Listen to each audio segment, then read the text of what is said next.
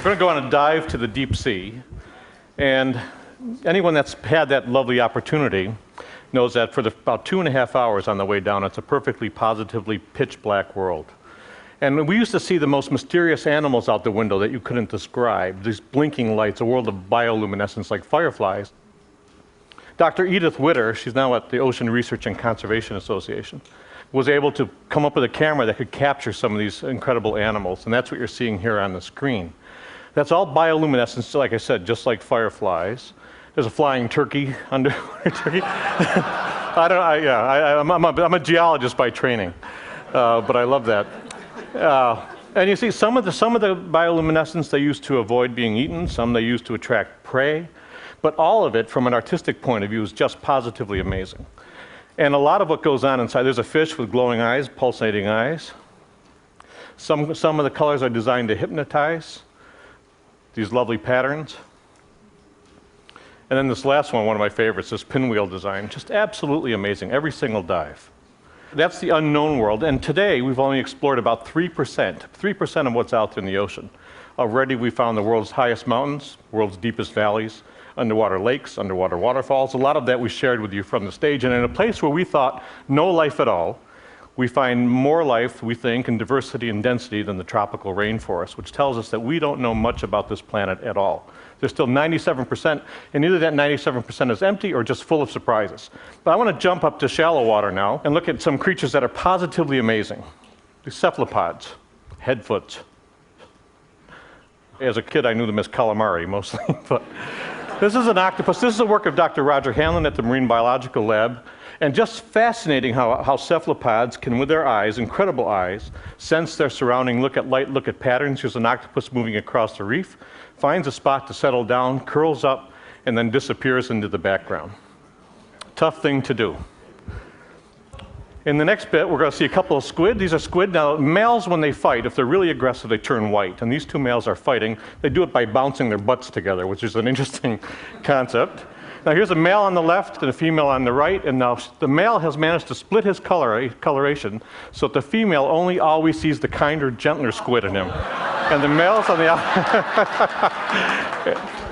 We're going to see it again. Let's take a look at it again. Watch the coloration. White on the right, brown on the left.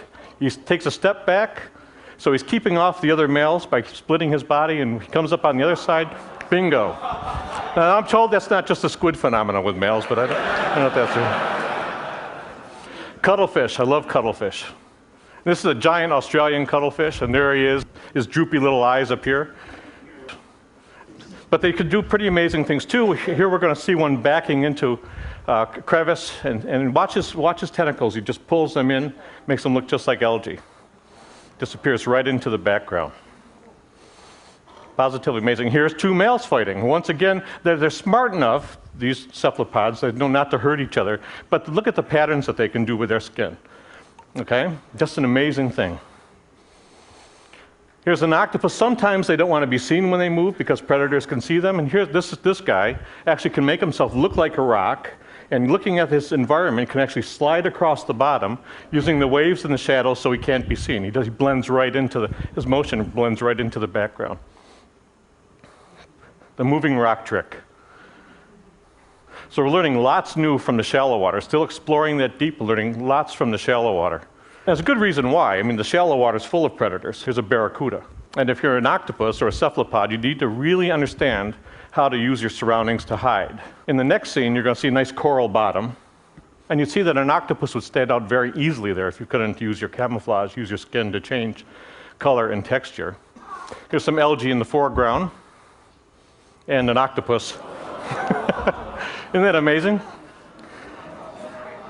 Now Roger spooked him, so as he took off, a cloud of ink, lands, and when he lands, the octopus says, "Look, I've been seen, best thing to do is get as big as I can get." That big brown makes his eye spot very big, so he's bluffing. Let's do it backwards. I thought he was joking when he first showed it to me. I thought it was all graphics. So here it is in reverse. Watch the skin color. Watch the skin texture. Just an amazing animal. Can change color and texture to match the surroundings. Watch him blend right into this algae. 1, 2, 3.